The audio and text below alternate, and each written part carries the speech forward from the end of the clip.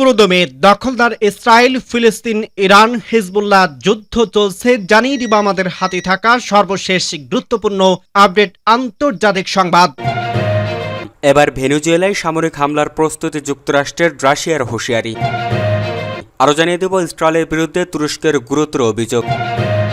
অন্যদিকে যুদ্ধবিরতি ভেঙেই চলেছে ইসরায়েল, আরও 2 জিম্বির লাশ ফেরত দিল হামাস। অন্যদিকে পারমাণবিক ওয়ারহেড বহনে সক্ষম ক্ষেপণাস্ত্র ইউক্রেনে ছুড়েছে রাশিয়া। আরও থাকছে 30 জন ফিলিস্তিনের মরদেহ ফেরত দিল ইসরায়েল, তবে নির্যাতনের চিহ্ন। সর্বশেষ জানিয়ে দেব ইউক্রেনকে টমাহক ক্ষেপণাস্ত্র দিতে পেন্টাগনের সায়। শুনছিলেন সংবাদ শিরোনাম, এবার বিস্তারিত। ভেনেজুয়েলায় সামরিক হামলার প্রস্তুতি যুক্তরাষ্ট্রের, রাশিয়ার হুঁশিয়ারি। যুক্তরাষ্ট্র ভেনেজুয়েলার সামরিক ঘাঁটিগুলোতে হামলা চালানোর প্রস্তুতি নিচ্ছে বলে জানিয়েছে মার্কিন সংবাদ মাধ্যম new York post. President Donald ট্রাম্পের প্রশাসনের দাবি, ভেনেজুয়েলায় প্রেসিডেন্ট নিকোলাস মাদুরোর মাদক ও সন্ত্রাস সম্পর্কিত কার্যক্রম ভেঙে দেওয়াই তাদের লক্ষ্য। নিউ ইয়র্ক পোস্ট জানিয়েছে, কার্টেল দে লোস সোলেস নামের মাদক নেটওয়ার্ককে ধ্বংস করাই ট্রাম্পের মূল লক্ষ্য। যুক্তরাষ্ট্রের অভিযোগ, এই কার্টেল প্রতিবছর প্রায় 500 টন কোকেন যুক্তরাষ্ট্র ও ইউরোপে পাচার করে। এতে সহযোগিতা করছে ভেনেজুয়েলার ক্রেন দে আরাগুয়া গ্যাং ও মেক্সিকোর সেনালুয়া কার্টেল। গত শুক্রবার এয়ারফোর্স ওয়ানে সাংবাদিকদের প্রশ্নের জবাবে ট্রাম্প বলেন, আমরা সব বিকল্প বিবেচনা করছি, এখনও চূড়ান্ত সিদ্ধান্ত হয়নি। তবে হোয়াইট হাউসের মুখপাত্র ক্যারোলিন লেভিট বলেন, প্রেসিডেন্ট আমাদের দেশে মাদকের প্রবাহ রোধে এবং দায়ীদের বিচারের মুখোমুখি করতে মার্কিন শক্তির সব উপাদান ব্যবহার করতে প্রস্তুত। আগস্টে যুক্তরাষ্ট্র ভেনেজুয়েলার উপকূলে 7টি যুদ্ধজাহাজ ও প্রায় 4500 জন সৈন্য পাঠায়। বর্তমানে সেই সংখ্যা বেড়ে 10,000 সেনা ও একটি এয়ারক্রাফট ক্যারিয়ার পর্যন্ত পৌঁছেছে। সাম্প্রতিক সপ্তাহে 2টি B-52 বোমারু বিমান ভেনেজুয়েলা উপকূলের কাছাকাছি শো অফ ফোর্স বা শক্তি প্রদর্শন মিশন সম্পন্ন করেছে। এদিকে ভেনেজুয়েলার জাতীয় সার্বভৌমত্ব রক্ষায় পাশে থাকার প্রতিশ্রুতি দিয়েছে রাশিয়া। এক বিবৃতিতে ক্রেমলিন জানিয়েছে, আমরা ভেনেজুয়েলার জাতীয় সার্বভৌমত্ব রক্ষায় তাদের পাশে আছি এবং যে কোনো হুমকির পরিপ্রেক্ষিতে সহযোগিতায় প্রস্তুত। রাশিয়া ও কিউবা দীর্ঘদিন ধরে মাদুরো সরকারের ঘনিষ্ঠ মিত্র হিসেবে পরিচিত।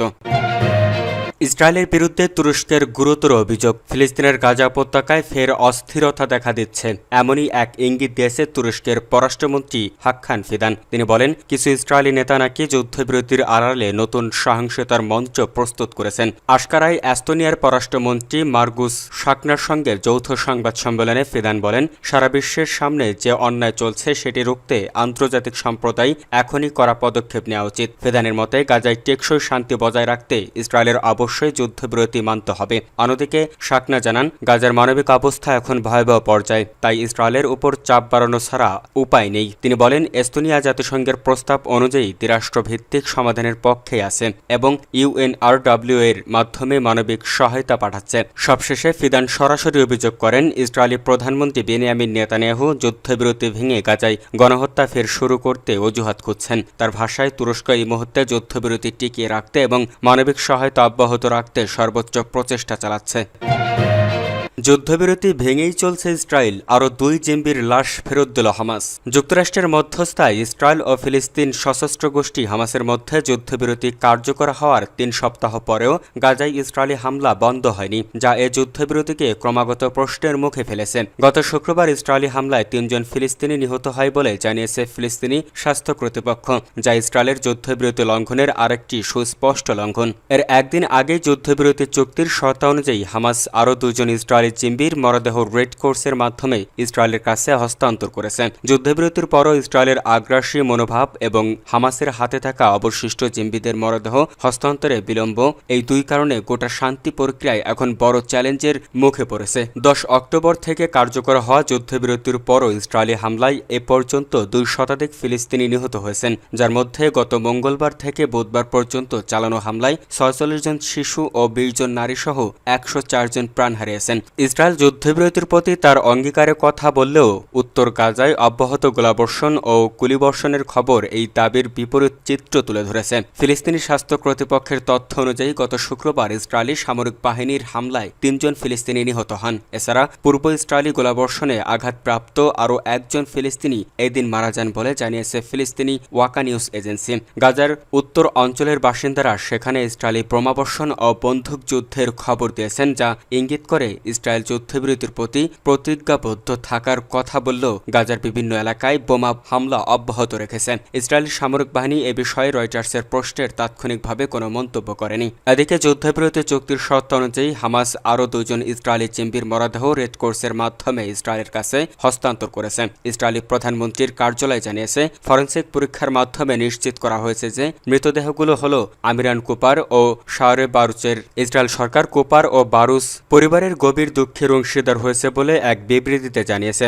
চুক্তি অনুযায়ী হামাস গাজায় আটক সব জিম্মি জীবিত মুক্তি দিয়েছে। বিনিময়ে ইসরায়েল প্রায় 2000 ফিলিস্তিনি রাজনৈতিক বন্দী এবং যুদ্ধকালীন আটককৃতদের মুক্তি দিয়েছে। হামাস 28 জন মৃত জিম্মির দেহাবশেষের বিনিময়ে যুদ্ধে নিহত 360 জন ফিলিস্তিনের মরদেহ ফেরতের বিষয়ে সম্মতি জানায়। গত বৃহস্পতিবার সর্বশেষ 2 ইসরায়েলি জিম্মির মরদেহ হস্তান্তরের মধ্য দিয়ে হামাস এই পর্যন্ত 17 জন মৃত জিম্মির দেহাবশেষ ফিরিয়ে দিয়েছে। অন্যদিকে ইসরায়েল 225 জন ফিলিস্তিনির মৃতদেহ গাজায় ফিরিয়ে দিয়েছে। হামাস দাবি করেছে, অবশিষ্ট জিম্মিদের মরদেহ খুঁজে বের করতে তাদের সময় লাগবে, কারণ তারা ধ্বংসস্তূপে চাপা পড়ে আছে এবং উদ্ধারের জন্য প্রয়োজনীয় সরঞ্জাম ও সহায়তার অভাব রয়েছে। গাজার মধ্যস্থাঞ্চল থেকে আল জাজিরার সাংবাদিক তারেক আবু আজম জানান, ধ্বংসস্তূপ সরাতে হামাস ভারী যন্ত্রপাতি ও বুলডোজার প্রবেশের অনুমতি চেয়েছে, কিন্তু ইসরায়েল এখনও তা অনুমোদন দেয়নি। অন্যদিকে ইসরায়েল হামাসের বিরুদ্ধে মৃতদেহ হস্তান্তর ইচ্ছাকৃতভাবে দেরি করার মাধ্যমে যুদ্ধবিরতি লঙ্ঘনের অভিযোগ এনেছে। ইসরায়েলের সামরিক বাহিনী জোর দিয়ে বলেছে,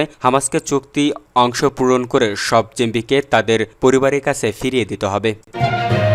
পারমাণবিক ওয়ারহেড বহনের সক্ষম ক্ষেপণাস্ত্র ইউক্রেনে ছুড়েছে রাশিয়া ইউক্রেনে গোপনে তৈরি এক ধরনের ক্রুজ ক্ষেপণাস্ত্র নিক্ষেপ করেছে বলে জানিয়েছে রয়টার্স। ইউক্রেনের পররাষ্ট্রমন্ত্রী এডরি সিভিহা জানিয়েছে, রাশিয়ার 9 M729 নামের এই ক্ষেপণাস্ত্রটি অন্তত 23 বার ইউক্রেনে আঘাত এনেছে। এই অস্ত্রের উন্নয়ন বিষয়ক বিরোধে ডোনাল্ড ট্রাম্প প্রথম মেয়াদে মস্কোর সঙ্গে পারমাণবিক অস্ত্র নিয়ন্ত্রণ চুক্তি থেকে সরে গিয়েছিলেন। ক্ষেপণাস্ত্রটি পারমাণবিক ও প্রচলিত উভয় ধরনের ওয়ারহেড বহন করতে সক্ষম। এএফপি জানায়, ইউক্রেনের জন্য নিরাপত্তা নিশ্চয়তা নিয়ে আলোচনায় মস্কো প্রস্তুত বলে জানিয়েছে রাশিয়ার পররাষ্ট্রমন্ত্রী সের্গেই ল্যাভরভ। তবে তিনি বলেন, পশ্চিম সীমান্তের হুমকি আগে দূর করতে হবে। গত বৃহস্পতিবার রাতে ইউক্রেনের জ্বালানি স্থাপনায় লক্ষ্য করে ব্যাপক হামলা চালিয়েছে রাশিয়া। এসব হামলায় অন্তত 4 জন নিহত ও অনেকে আহত হয়েছেন। টানা রুশ হামলায় বিপর্যস্ত ইউক্রেন জুড়ে বিদ্যুৎ ঘাটতি দেখা দিয়েছে।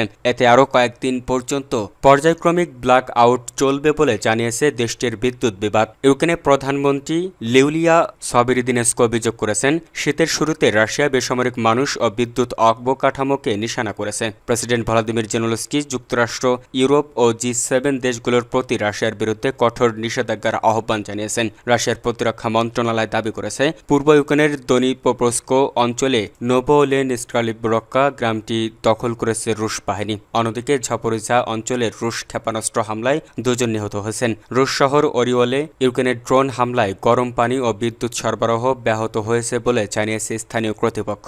রুশ প্রতিরক্ষা মন্ত্রণালয় দাবি করেছে, গত বৃহস্পতিবার রাতে 130টি ইউক্রেনীয় ড্রোন ভূপাতিত করেছে তারা।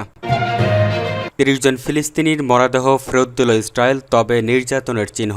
ইসরায়েল কর্তৃপক্ষ আটক অবস্থায় নিহত আরও 30 জন ফিলিস্তিনির মরদেহ গাজা উপত্যকায় ফেরত দেওয়া হয়েছে, যাদের অনেকের দেহে নির্যাতনের চিহ্ন পাওয়া গেছে। আন্তর্জাতিক রেড ক্রস কমিটির মাধ্যমে মরদেহগুলো হস্তান্তর করা হয়। এদিকে ইসরায়েলি বাহিনী তথাকথিত যুদ্ধবিরতির মাধ্যমে গত শুক্রবার গাজার বিভিন্ন এলাকায় নতুন করে বিমান হামলা চালিয়েছে, যাতে অন্তত 3 জন ফিলিস্তিনি নিহত হয়েছেন। ফিলিস্তিনি সংবাদ সংস্থা ওয়াফা জানায়, পূর্ব গাজা সিটির সুজা এলাকায় ইসরায়েলি গুলিতে এক ফিলিস্তিনি নিহত ও তার ভাই আহত হয়েছেন। জাবেলিয়া শরণার্থী শিবিরে ইসরায়েলি গোলাবর্ষণে আরও একজনের মৃত্যু হয়েছে। এছাড়া ইসরায়েলি হামলায় আহত এক ব্যক্তি পরে মারা গেছেন। এদিকে মধ্য গাজার সিভিল ডিফেন্স কর্মীরা আজ জাহরা এলাকার আবু মেদিন পরিবারের বাড়ির ধ্বংসস্তূপ থেকে আরও এক ফিলিস্তিনির মরদেহ উদ্ধার করেছে বলে জানিয়েছে। গত শুক্রবার দক্ষিণ গাজার খান ইউনুস এলাকাতেও ইসরায়েলি যুদ্ধবিরতি বা যুদ্ধবিমান কয়েকটি ভবনে হামলা চালায়। ফিলিস্তিনি বন্দী চুক্তির অংশ হিসেবেই এই মরদেহগুলো ফেরত দেওয়া হচ্ছে। ফিলিস্তিনের স্বাস্থ্য মন্ত্রণালয় জানিয়েছে,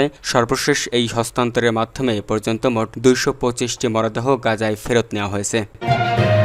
ইউক্রেনকে টমাহক ক্ষেপণাস্ত্র দিতে পেন্টাগনের সাই। যুক্তরাষ্ট্রের প্রতিরক্ষা সদর দপ্তর পেন্টাগন ইউক্রেনকে দীর্ঘ পাল্লার টমাহক ক্ষেপণাস্ত্র সরবরাহে হোয়াইট হাউসকে সবুজ সংকেত দিয়েছে। টমাহক ক্ষেপণাস্ত্র সরবরাহ করলে যুক্তরাষ্ট্রের নিজস্ব মজুদের উপর নেতিবাচক প্রভাব পড়বে না বলেও জানিয়েছে পেন্টাগন। প্রতিরক্ষা দপ্তরের এই সবুজ সংকেতের পর যুক্তরাষ্ট্র ইউক্রেনকে টমাহক ক্ষেপণাস্ত্র সরবরাহ করবে কিনা সে ব্যাপারে চূড়ান্ত রাজনৈতিক সিদ্ধান্ত এখন প্রেসিডেন্ট ডোনাল্ড ট্রাম্পের হাতে। তিনি মার্কিন ও ইউরোপীয় কর্মকর্তার বরাতে এই তথ্য জানিয়েছে CNN। ইউক্রেনের প্রেসিডেন্ট ভলোদিমির জেলেনস্কি দীর্ঘদিন ধরে 1000 মাইলের বেশি পাল্লার এই ক্ষেপণাস্ত্রের দাবি জানিয়ে আসছেন। এই ক্ষেপণাস্ত্র দিয়ে রাশিয়ার গভীরে অবস্থিত জ্বালানি ও জ্বালানি সম্পর্কিত স্থাপনাগুলো লক্ষ্য করে আঘাত হানতে সম্ভব। তবে ইউক্রেনের প্রেসিডেন্ট ভলোদিমির জেলেনস্কির সঙ্গে গত অক্টোবর মাসে হোয়াইট হাউসে বৈঠকে ডোনাল্ড ট্রাম্প ইউক্রেনকে টমাহক ক্ষেপণাস্ত্র দিতে চান না বলে জানিয়েছিলেন। তিনি বলেছিলেন, আমাদের দেশকে রক্ষা করার জন্য যে জিনিসগুলো প্রয়োজন সেগুলো আমরা কাউকে দিতে চাই না। এ মাসের শুরুতেই পেন্টাগনের জয়েন্ট স্টাফ হোয়াইট হাউসকে এই মূল্যায়নের বিষয়ে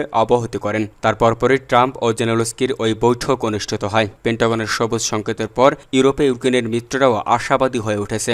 দুই ইউরোপীয় কর্মকর্তার মতে এখন ক্ষেপণাস্ত্র সরবরাহ না করায় যুক্তরাষ্ট্রের অজুহাত দেখানোর মতো তেমন আর কিছুই নেই। জেলেনস্কির সঙ্গে বৈঠকের কয়েকদিন আগে ট্রাম্প নিজেও বলেছিলেন, যুক্তরাষ্ট্রের কাছে অনেক টমাহক আছে যা ইউক্রেনকে দেওয়া সম্ভব। কিন্তু এর কয়েকদিনের মধ্যেই আচমকা অবস্থান বদলে ফেলেন ট্রাম্প। হোয়াইট হাউসে জেলেনস্কির সঙ্গে বৈঠকের সময় উদ্বোধনী বক্তব্যে তিনি বলেন, যুক্তরাষ্ট্রের এমন টমাহক প্রয়োজন। এরপর রুদ্ধদ্বার বৈঠকে তিনি জেলেনস্কিকে জানিয়ে দেন, যুক্তরাষ্ট্র এই ক্ষেপণাস্ত্র দেবে না, অন্তত এই মুহূর্তে। এই সিদ্ধান্ত নেওয়ার আগের দিনই ট্রাম্প টেলিফোনে কথা বলেন রাশিয়ার প্রেসিডেন্ট ভলোদিমির পুতিনের সঙ্গে। CNN এর প্রতিবেদন অনুযায়ী পুতিন ট্রাম্পকে বলেন, টমাহক ছোড়া হলে তা রাশিয়ার বড় শহর মস্কো ও সেন্ট পিটার্সবার্গে আঘাত আনতে পারে। এতে যুদ্ধক্ষেত্রে বড় প্রভাব না পড়লেও যুক্তরাষ্ট্র রাশিয়ার সম্পর্ক ক্ষতিগ্রস্ত হবে। ইউক্রেনের প্রেসিডেন্ট ভলোদিমির জেলেনস্কি জানিয়েছেন, এসব ক্ষেপণাস্ত্র শুধু রুশ সামরিক লক্ষ্যবস্তুতে ব্যবহার করা হবে। যুক্তরাষ্ট্রও এখন ইউক্রেনকে রুশ জ্বালানি স্থাপনাগুলোর অবস্থান ও দুর্বলতা শনাক্তে গোয়েন্দা সহায়তা দিচ্ছে বলে জানিয়েছে বার্তা সংস্থা রয়টার্স। এই সহায়তায় ইউক্রেনের ড্রোন বাহিনী রাশিয়ার ভেতরে গভীর হামলা চালাতে সক্ষম হয়েছে। বিশেষ করে ওয়াফা বাশনেটভ তেল শোধনাগারে সাম্প্রতিক হামলাকে কড়া সাফল্য হিসেবে দেখছে কিয়েভ।